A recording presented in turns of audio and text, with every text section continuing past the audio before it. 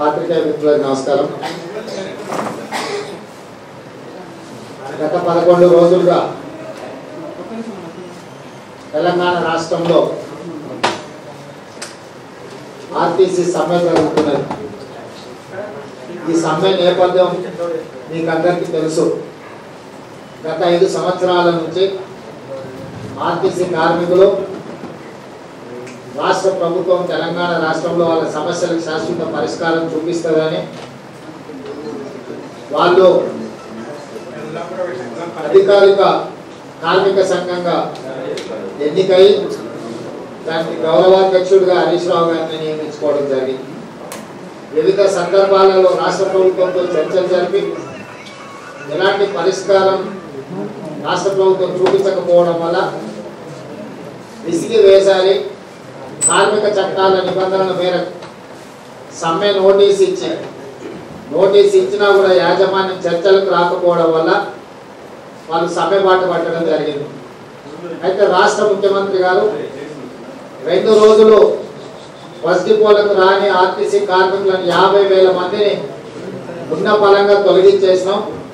కొత్తగా డ్రైవర్లను కండక్టర్లను నియామకం చేసి బస్సులను నడుపుతామని చెప్పి ముఖ్యమంత్రి గారు అహంకార పూరితంగా మాట్లాడడం జరిగింది.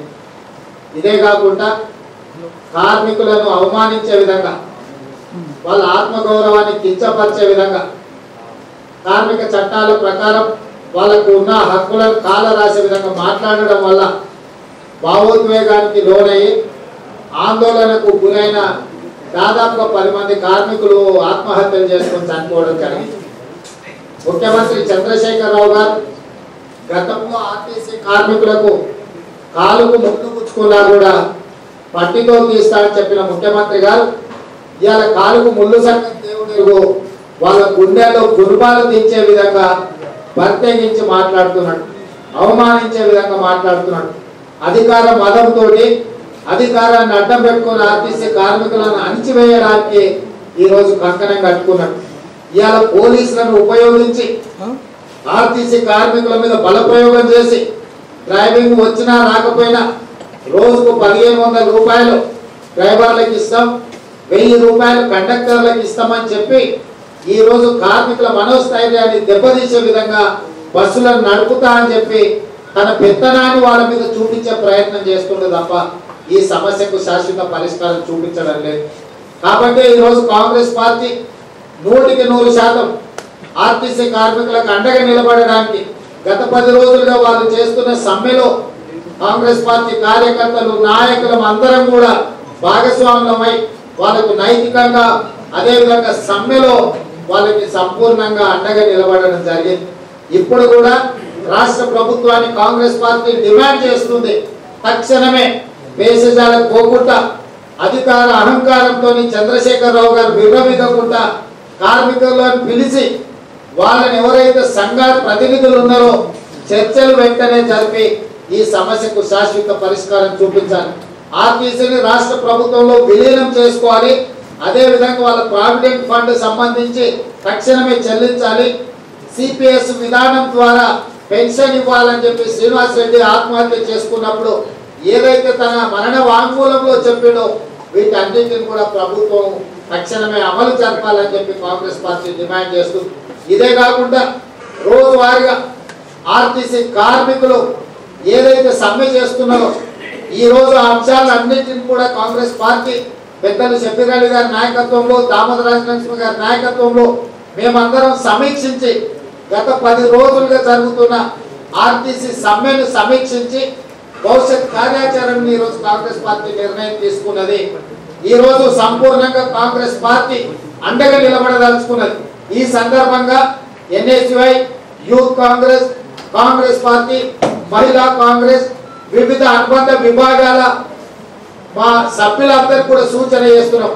రాష్ట్రంలో ఉన్న 96 బస్ డిపోల దగ్గర ఎక్కడ వంట వార్పు కావచ్చు, రాస్తా రోకో కావచ్చు, ధర్నా కావచ్చు, రేపు 19వ తారీఖు జరగబోయే బంద్ విషయంలో కూడా సంపూర్ణంగా మా శ్రేణులు ఆర్టీసీ కార్మికులకు సహకారాన్ని అందించాల్సిందిగా ఈరోజు కాంగ్రెస్ పార్టీ నిర్ణయం తీసుకున్నది.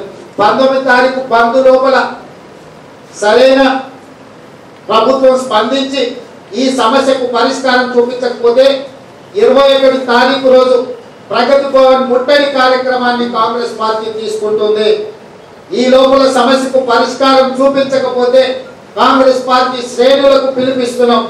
21 తారీఖు రోజు ప్రగతి భవన్ అనే గడిలో చంద్రశేఖరరావు గారు కూర్చొని తన అధికార మదంతో పోలీసుల బలప్రయోగంతో రాష్ట్రాన్ని నడపాలని, ఆర్టీసీ కార్మికులను అణచివేయాలని ఏదైతే చూస్తున్నాడో వాటికి నిరసనగా ప్రజాస్వామ్యాన్ని కాపాడడానికి, ఆర్టీసీ సంస్థను ప్రైవేటైజ్ కాకుండా కాపాడడానికి ఈరోజు కాంగ్రెస్ పార్టీ కంకణబద్ధమై ఉంది. కాబట్టి కాంగ్రెస్ పార్టీ 21 తారీఖు రోజు ప్రగతి భవన్ ముట్టడి కార్యక్రమాన్ని కూడా ఈరోజు తీసుకోవాలని నిర్ణయం తీసుకున్నాం. ఈ సందర్భంగా రాష్ట్ర ప్రజలకు ఒక అంశాన్ని చెప్పదలుచుకున్నాం. ఇది పోయిన నెల బంజారాహిల్స్ పోలీస్ స్టేషన్లో నమోదైన ఎఫ్ఐఆర్. ప్రగతి భవన్లో హస్కీ అనే కుక్క చచ్చిపోయిందని డాక్టర్ లక్ష్మి, డాక్టర్ రంజిత్ మీద 429 ఐపీసీ అదేవిధంగా సెక్షన్ 11 ప్రకారం కేసులు నమోదు చేసి 5 సంవత్సరాలు తగ్గకుండా శిక్ష విధించే విధంగా ఈరోజు బంజారాహిల్స్ పోలీస్ స్టేషన్లో కేసు నమోదు చేయడం జరిగింది.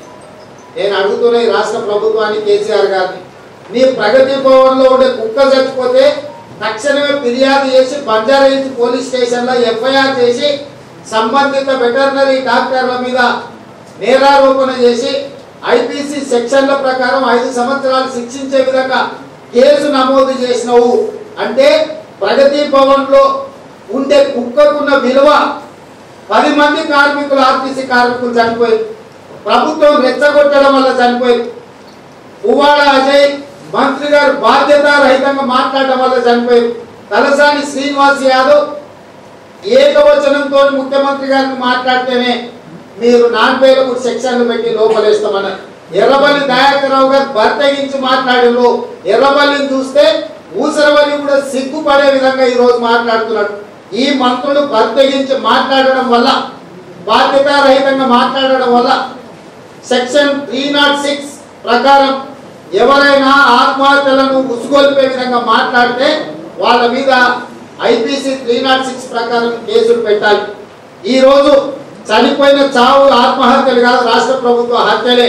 306 ఐపీసీ, 307 ఐపీసీ ప్రకారం ఈరోజు నమోదు చేయాల్సిన కేసులు మంత్రుల మీద ఎందుకు చేయలేదు? ప్రగతి భవన్లో కుక్క చచ్చిపోతే ఎంబడే ఎఫ్ఐఆర్ చేసి ఐపీసీ సెక్షన్ల ప్రకారం మీరు కేసులు నమోదు చేసినారు.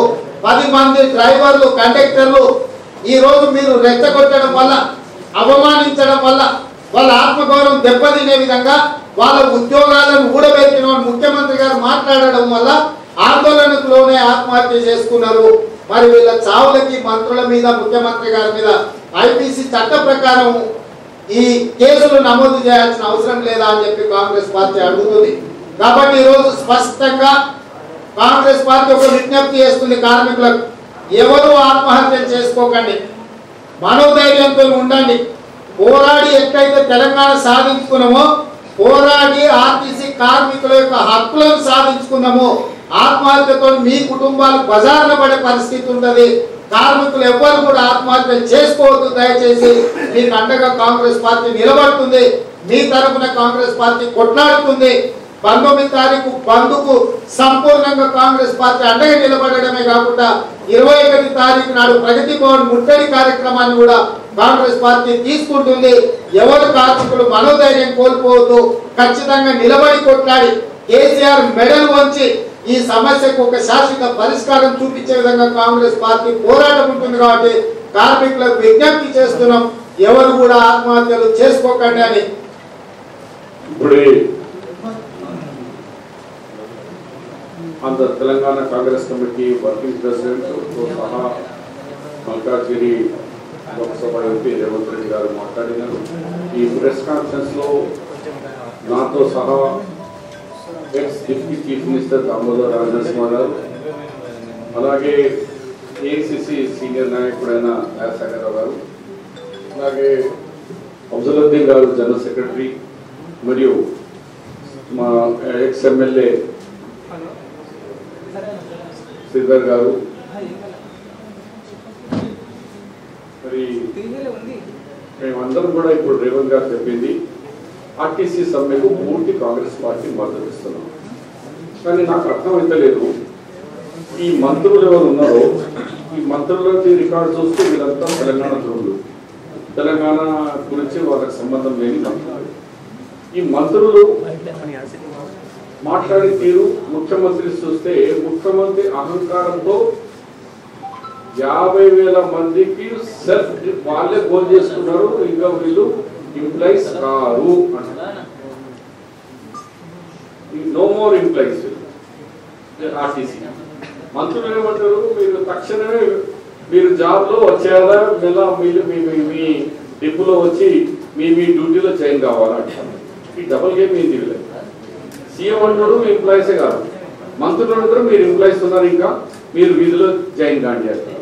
పెద్దలు కేశవరావు గారు మాట్లాడుతున్నారు, ఆయన లెటర్లో ఏమంటాడు, నేను మధ్యవర్తిగా వహిస్తాను, నేను రమ్మంటే వస్తాను, నేను ఈ ఆర్టీసీ ప్రైవేటైజేషన్ కావద్దు అని ఆయన మాట్లాడుతున్నారు. నేను సీఎం గారికి అడుగుతున్నా, అయ్యా మరి నువ్వు నీ అనుమతితో మాట్లాడుతున్నారా? నువ్వేమో ఎంప్లాయీస్తో మాట్లాడేది లేదు, రిమూవ్ ఆఫ్ ది సర్వీస్ అయిపోయినారు వాళ్ళు, కొత్త అపాయింట్మెంట్ అవుతా అంటున్నారు. కొత్త అపాయింట్మెంట్తో నిన్న సంగారెడ్డిలో సదాశివ నగర్లో ఆర్టీసీ బస్సు నడపకుండా వాడు మోటార్ సైకిల్ సరిగ్గా నడవరాదు, వాళ్ళకు బస్సులు ఇచ్చింది. ఆ బస్సులు ఇస్తే వాడు తీసుకుపోయి ఆటోను కొట్టిండు, ఆటోలో 2 చనిపోయినారు. ఎక్కడ పడితే అక్కడ యాక్సిడెంట్ అవుతుంది. ఇప్పటికే 15-20 మంది అమాయకులు బస్సు నడిపే రాకుండా వాడు జీవితంలో బస్సు ఎక్కలేదు, బస్సు నుంచి తోలేస్తున్నారు. జాగ్రత్తపోయి బస్సు లేక మార్కే ఆడుతుంది. అంటే ముఖ్యమంత్రి లా అండ్ ఆర్డర్ అనే ఆలోచన ఎంత బాగుంది. ప్రగతి భవన్లో ఆడ కూర్చొని ఆర్టీసీ బస్సు నడవలేవని మోటార్ సైకిల్ సరిగ్గా నడిపేలానికి ఆ బస్సులు ఇచ్చి చంపుతున్నారు.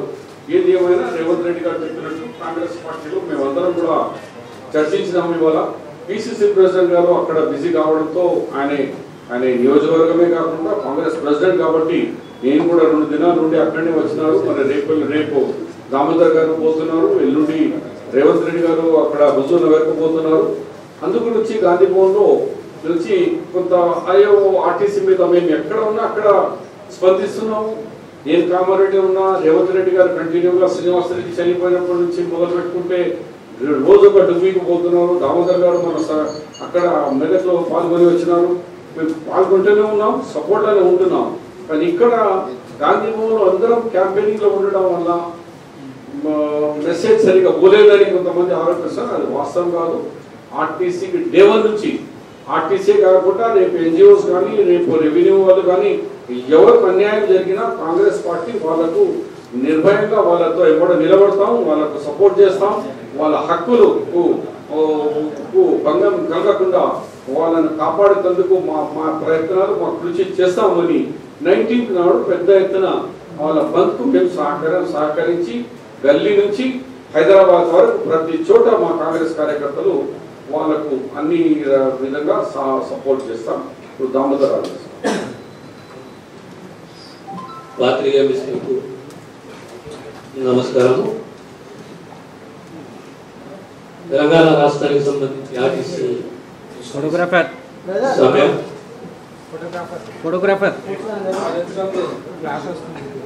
కాంగ్రెస్ పార్టీ సంపూర్ణంగా ఇప్పుడు ప్రజాస్వామ్యం నమ్మేది, హక్కుల పరిరక్షణ,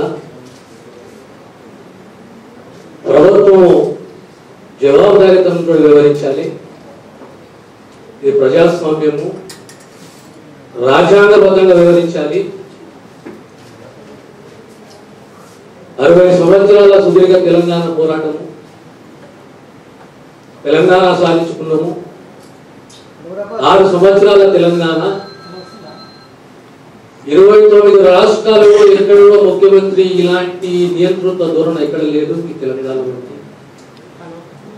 ప్రజలు ప్రశ్నించిన, వాళ్ళ హక్కుల గురించి మాట్లాడినా, స్వేచ్ఛతోటి సమ్మె చేసిన అణిచివేత ధోరణి ప్రభుత్వానికి.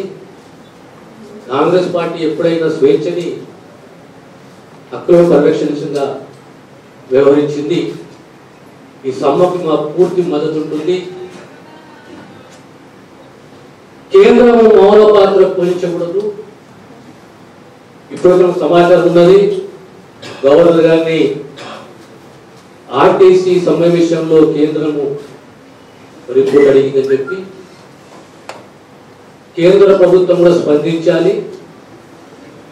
రాష్ట్ర తెలంగాణ సమాజము రాజకీయాలకు అతీతంగా ఆర్టీసీ కార్మికుల యొక్క హక్కుల పరిరక్షణ, ప్రధానంగా ప్రైవేటీకరణకు వ్యతిరేకము. తెలంగాణ తెచ్చుకున్నాము మన ప్రభుత్వ పరంగా ప్రత్యక్షంగానే కానీ కార్పొరేషన్ వ్యక్తులే కానీ మాకు ఉద్యోగాలు వస్తాయి. సమైక్య రాష్ట్రంలో న్యాయం జరిగింది, తెలంగాణ రాష్ట్రంలో మాకు న్యాయం జరుగుతుంది అంటే ఆర్టీసీని ప్రైవేటీకరణ చేయాలి. దానికి తోడు ఓ తెలంగాణ వాది, ఓ రాజ్యసభ సభ్యుడు పెద్దలు కేసీఆర్ లాంటి వారు కూడా లెటర్ రాస్తూ లెటర్లో 50, 30, 20% ప్రభుత్వానికి సాధ్యం కాదు. ఆర్టీసీ విలీనం చేయడము, ప్రైవేటీకరణ కూడా పరోక్షంగా ప్రోత్సహించాలని కేశవరావు లాంటి నాయకులు ఎప్పుడు కూడా దురదృష్టం చెప్పి నేను భావిస్తున్నాను. ఆ లెటర్ల పరంగా కాంగ్రెస్ పార్టీ ఖండిస్తుంది. ఏ ప్రోగ్రామ్ తీసుకున్నామో ఆర్టీసీ ఎంప్లాయీస్ కానీ ప్రభుత్వ ఉద్యోగస్తులు కానీ తెలంగాణలో ఏ ఉద్యోగం చేపట్టినా వారికి సంపూర్ణ సహకారం ఉంటుంది. వారికి న్యాయం జరిగే వరకు కాంగ్రెస్ పార్టీ వారికి బాధ్యతగా ఉన్న విషయాన్ని మీడియా ద్వారా ఆర్టీసీ ఎంప్లాయీస్ కు వాళ్ళ సంఘ నాయకులు తెలియజేస్తున్నారు. Thank you. సార్, మీరు అధికారంలో ఉన్న రాష్ట్రాల్లో ఆర్టీసీ ప్రభుత్వంలో విలీనం చేయకుండా ఇక్కడ డిమాండ్ చేయడం ఏంటి అని అంటున్నారు. రెండవది, రాజకీయ ప్రయోజనాల కోసమే రాజకీయ పార్టీలు కార్మికులను ముందు పెట్టి మీరు ఆందోళన చేస్తున్నారు.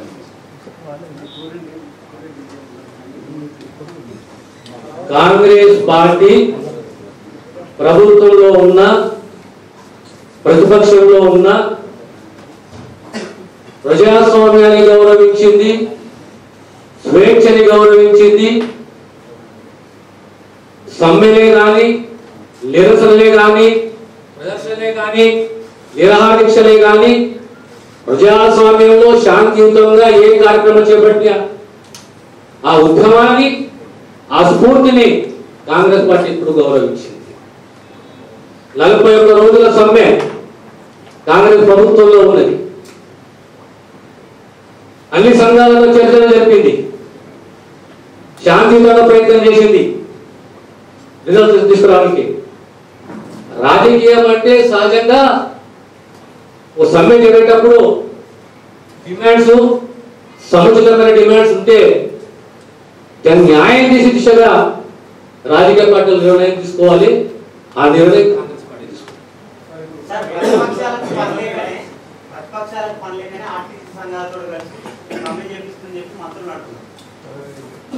ఈ మంత్రుల గురించి ఎంత తక్కువ మాట్లాడితే ఎంత మంచిది. తెలంగాణకు సంబంధం లేని వాళ్ళు, ప్రజలకు సంబంధం లేని వాళ్ళు, ఉద్యమాలకు సంబంధం లేని వాళ్ళు, తెలంగాణ భావోద్వేగాలకు సంబంధం లేని వారు మాట్లాడితే వారిపై కూడా స్పందించాలంటే బాగుండదు. ఈరోజు ముఖ్యమంత్రి గారు బాధ్యత వహించాలి. ముఖ్యమంత్రి గారు ఆర్టీసీ ఎంప్లాయీస్ కు న్యాయం చేయాలి. ఈరోజు ఆత్మహత్యలు జరిగాయో దానికి సంపూర్ణంగా బాధ్యత, నైతిక బాధ్యత ముఖ్యమంత్రి గారు వహించాలి.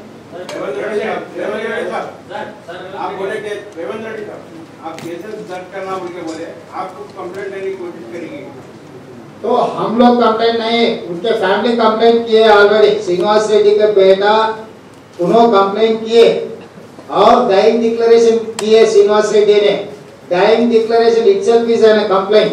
मैजिस्ट्रेट के सामने उन्होंने गवाह दिए कि इसीलिए मैं सुसाइड कर ले रहा हूँ. केसीआर मेरे को, मेरे पूरे आरटीसी जितने भी 50,000 लोगों हैं सबको इंसल्ट करके हमारे नौकरी निकाले, उनको केस में भरी करो बोल के, उसको उनको उनके ऊपर केस लगाओ बोल के वो डाइंग डिक्लेरेशन दिए. तो उसके हिसाब से इमीडिएट केस रजिस्टर करना कोई किसी दूसरे कोई कंप्लेंट करने का जरूरी नहीं है। उसके अलावा कोई भी पुलिस वाले सुमोटो भी लेना, क्योंकि कोई किसी ने सुसाइड करने के लिए प्रोवोक किए और किसी को ऐसी जबरदस्त करके मतलब उसको ऐसे वो कोने को अगर ढक ले तो उसके ऊपर सुमोटो केस रजिस्टर करना 306। ये 2 सेक्शन उन लोगों के कुवाड़ा अजय, तलसानी श्रीनिवास यादव, एरबली दयाकरराव एंड केसीआर, ये चारों के ऊपर आईपीसी सेक्शंस के हिसाब से उनके ऊपर केस लगाना ही लगाना।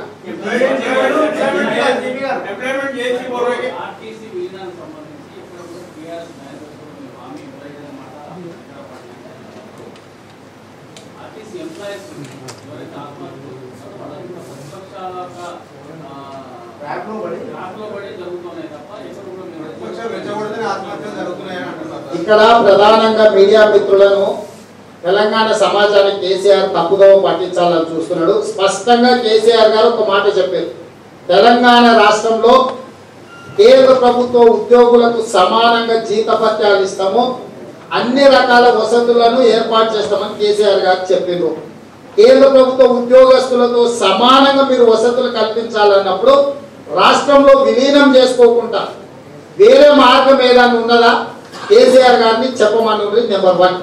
నెంబర్ 2, మొన్నటి వరకు అధికారిక సంఘం ఏదైతుందో తెలంగాణ మజ్దూర్ యూనియన్, దాని గౌరవాధ్యక్షుడు హరీష్ రావు గారు, షబీర్ అలీ గారు, తామూరు రాజనరసింహ గారు కాదు, ఈ రోజు సమ్మెకు జేఏసీ నాయకత్వం వహిస్తున్న ఆర్టీసీ యూనియన్ ఏదైతే ఉందో తెలంగాణ మజ్దూర్ యూనియన్ గౌరవాధ్యక్షుడు హరీష్ రావు గారు, ఈ రోజు మీ అల్లుడు రాష్ట్ర ఆర్థిక మంత్రి గౌరవాధ్యక్షుడుగా ఉన్న సంఘము సమ్మెకు పిలిపించింది।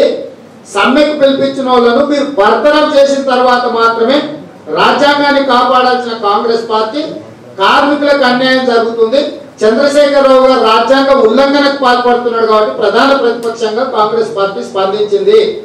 ఈ రోజు మేము ఏదైతే స్పందిస్తున్నామో చట్టబద్ధత మేము మాట్లాడేదానికి, చంద్రశేఖరరావు గారు మాట్లాడుతున్న సెల్ఫ్ డిస్మిస్ అనే పదం అసలు కాన్స్టిట్యూషన్ ఎక్కడ ఉందా? సెల్ఫ్ డిస్మిస్ పేరు మీద చంద్రశేఖరరావు గారు చర్చలు జరపకపోవడం వల్ల వాళ్ళ ఉద్యోగాలు పోయినాయి, వాళ్ళతో చర్చలే లేవు, వాళ్ళకి ఆర్టీసీతో సంబంధం లేదన్నందుకు ఈ రోజు 10 మంది కార్మికులు ఆత్మహత్య చేసుకున్నారు। దీనికి ప్రత్యక్షంగా పరోక్షంగా ప్రభుత్వమే కారణం। అంటే ప్రభుత్వం ఇష్టారాజ్యంగా ఏం చేసినా ప్రధాన ప్రతిపక్షమైన కాంగ్రెస్ పార్టీ స్పందించొద్దని ప్రభుత్వం భావిస్తుందా? అంటే కేసీఆర్ గారు కుక్క చచ్చిపోతే ఫిర్యాదు పెట్టి ఎఫ్ఐఆర్ చేయించిన కేసీఆర్ గారు 10 మంది కార్మికులు చచ్చిపోతే ఎందుకు చర్చల ప్రక్రియ మొదలు పెడతలేడు? నేను ఒకటే అడుగుతాను, ఈ 50,000 మంది తెలంగాణ బిడ్డలా కాదా? ఈ 57,000 మంది ఉన్నప్పుడు 44 రోజులు ఈ కార్మికులు సకల జనుల సమ్మె చేసి తెలంగాణ సాధించారా లేదా? తెలంగాణ సాధనలో క్రియాశీలక పాత్ర పోషించిన ఆర్టీసీ 44 రోజులు సమ్మె చేసి తెలంగాణను సాధిస్తే ఇవాళ వాళ్ళను బజార్లో పడేసి చచ్చిపోతుంటే చర్చలు చేయకుండా ప్రగతి భవన్లో చంద్రశేఖరరావు గారు ఏం చేస్తున్నారని నేను అడుగుతున్నా। ముఖ్యమంత్రి గారు బాధ్యత రహితం కాదా ఇది? వారికి బాధ్యత లేదా? 50,000 కుటుంబాలు బజార్న పడి 10 మంది ప్రాణాలు పోయినా కూడా నేను చర్చలు చేయనని విస్మించుకో కూర్చున్నాడంటే ఎంత అహంభావంతో, ఎంత అధికారం మదంతో రాష్ట్ర ముఖ్యమంత్రి గారు వ్యవహరిస్తున్నారో మీకు అర్థం కావడం లేదా? ఇవాళ వారు చేసిన తప్పులను కప్పిపుచ్చుకోవడానికి ఈ నేపాలీ కాంగ్రెస్ పార్టీ మీద నెట్టాలని చూస్తున్నాడు। నేను అడుగుతున్నా, నిజంగానే చంద్రశేఖరరావు గారి వ్యవహార శైలి సమంజసమైనది అయితే తెలంగాణ ఉద్యమంలో క్రియాశీలక పాత్ర పోషించిన ఈటల రాజేందర్ గారు, హరీష్ రావు గారు, ఇతర ఉద్యమంలో చంద్రశేఖరరావుతో పాటు పనిచేసిన ఏ ఒక్కరు కూడా ఎందుకు ఇప్పుడు చంద్రశేఖరరావు గారు తీసుకుంటున్న నిర్ణయాన్ని సమర్థిస్తలేరు? తెలంగాణ ద్రోహులు ఆనాడు తెలంగాణ వద్దంటే 1,200 మంది విద్యార్థుల చావులకు కారణమైన పువ్వాడ అజయ్, తలసాని శ్రీనివాస్ యాదవ్, ఎర్రబల్లి దయాకర్ రావే ఈ రోజు మళ్ళీ ఈ కార్మికులకు వ్యతిరేకంగా మాట్లాడి వీళ్ళ చావులకు కారణమైంది। ఆనాడు తెలంగాణ ప్రజలకు ద్రోహం చేసిను, ఈనాడు తెలంగాణ ప్రజలకు ద్రోహం చేస్తున్న వాళ్ళే కేసీఆర్ కండగా నిలబడ్డారు। ఇవాళ కేసీఆర్ మన కేశవరావు గారు మాట్లాడారు, ఏం మాట్లాడిను మీరు చూడండి। అంటే స్పష్టంగా చంద్రశేఖరరావు గారి నిర్ణయాల మీద మంత్రివర్గంలో చీలిక వచ్చింది। కేసీఆర్ అనుకూలమైన మంత్రులు, కేసీఆర్ వ్యతిరేక మంత్రులు, కేసీఆర్ కు అనుకూలంగా ఉన్న వాళ్ళంతా తెలంగాణ ద్రోహులు, బీటీ బ్యాచ్, తెలంగాణకు కేసీఆర్కు వ్యతిరేకంగా ఉన్న వాళ్ళందరూ ఆనాడు కార్మికులతో కలిసి తెలంగాణ ఉద్యమంలో పాల్గొన్నారు. నేను సూటిగా ముఖ్యమంత్రి గారిని ప్రశ్నిస్తున్నా. ఈటల రాజేందర్ హరీష్ రావు గారిని బయటకు వచ్చి నిన్నటి వరకు తెలంగాణ ఉద్యమంలో క్రియాశీలక పాత్ర పోషించిన ఈటల రాజేందర్ గారు ఆర్టీసీ కార్మిక సంఘానికి గౌరవాధ్యక్షుడిగా నిలబడ్డ గౌరవాధ్యక్షుడిగా ఉన్న హరీష్ రావు గారు బయటకు వచ్చి ఈ కార్మికులు చేసుకున్న డిమాండ్ తప్పు, కార్మికుల సమ్మె తప్పు అని కేసీఆర్ మంత్రివర్గంలో మంత్రులను చెప్పమని 10 రోజులైనా ఈ మంత్రులు బయటికి రాలేదంటేనే స్పష్టంగా కేసీఆర్ తప్పుగా ఉండబోతున్నాడని మంత్రివర్గంలో చీలికి వచ్చింది. దీన్ని బట్టి మీరు అర్థం చేసుకోండి. దీన్ని కప్పిపుచ్చుకోవడానికి మాత్రమే కాంగ్రెస్ పార్టీ మీద ఆరోపణ చేస్తున్నాడు.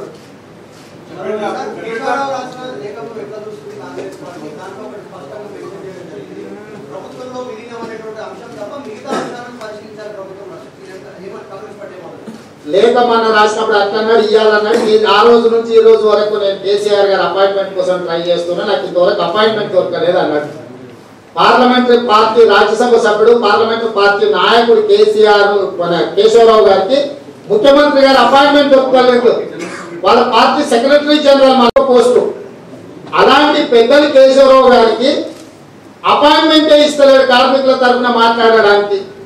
దీన్ని బట్టి కేసీఆర్ గారు ఏమనుకుంటున్నారో, కేశవరావు గారు ఏం చెప్పిండ్రో మీరే విశ్లేషించండి, మేం కాదు. ఇవాళ కార్మికుల సమస్యల పరిష్కారం కోసం మాట్లాడదాము, దీనికి ఒక దారి చూపిద్దామని కేశవరావు గారు గత 10 రోజుల నుంచి ప్రయత్నం చేస్తుంటే ముఖ్యమంత్రి గారు అపాయింట్మెంట్ దొరకలేదని ఈరోజు వాళ్ళ సెక్రటరీ జనరల్ వాళ్ళ పార్లమెంటరీ పార్టీ లీడర్ కేశవరావు గారే ఈరోజు ఆవేదన వెలిబుచ్చిండ్రు.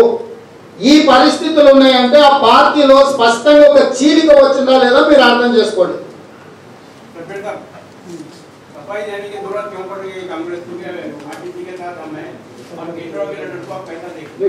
देने की जरूरत नहीं। हम लोग सब कैंपेनिंग में थे, कल तक मैं भी हुजूर नगर में था, ये भी महाराष्ट्र में थे, उन्होंने मेदक में थे। आज इत्तेफाक से हम सब मिल गए तो यहाँ पर डिस्कशन करें कांग्रेस पार्टी के किसी ये जो आरटीसी एम्प्लॉइज 50,000 के माने अगर 5 रुपए के हिसाब में लगा है तो 2.5 लाख लोग बेरोजगार हो गए, उन्होंने उनके बच्चे और 10 लोग अभी तक अपने जिंदगियों को यानी जस्ट लाइक शहीद हो गए, सुसाइड कर लिए। तो इन लोगों के बारे में हम एक हिम्मत देने के लिए कि मेरे मजदूर भाइयों आप डरो मत, कांग्रेस पार्टी आपके साथ है, आप आत्महत्या मत करो, हम आपके साथ हैं, ये देने के लिए। क्योंकि सब लोग इलेक्शन कैंपेनिंग में किसी को दूसरे स्टेट्स में डाला गया है।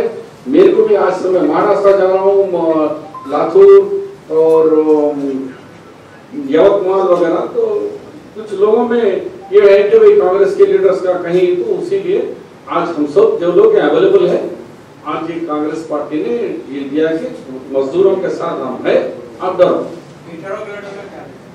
केशवराव का लेटर ही कंफ्यूजन लेटर है। एक जगह उन्होंने कह रहे कि 50-30-20 ठीक है, दूसरी तरफ आखिरी पैरा में कह रहे कि कभी भी जो मजदूरों के लिए गवर्नमेंट में प्राइवेटेशन नहीं बोलकर गवर्नमेंट में रहना ही अच्छा है, मैं सोशलिस्ट हूँ, इसलिए मेरे ख्याल आते हैं। फिर अभी टीवी में देख रहे कह रहे कि केसीआर मुझे अपॉइंटमेंट ही नहीं दे रहे। अब उनके बारे में क्या बात करें जिसको केसीआर को 10 दिन से अपॉइंटमेंट नहीं दिया, उनके बारे में हम बात करना उचित नहीं है। और हमारे दामोदर राज नरसिम्हा साहब ने साफ कह दिया है ये कंफ्यूजन करना केशवराव के जैसे आदमी के लिए ठीक नहीं।